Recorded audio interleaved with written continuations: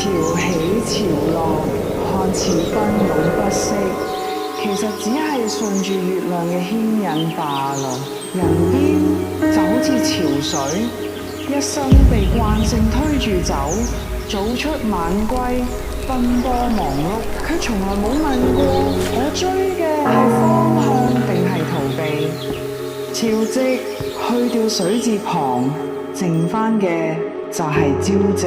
該係潮水嘅本質，都係人嘅本心。潮係初衷，夕係回望。只有肯停落嚟，先至知道為邊個而奔，往邊度去。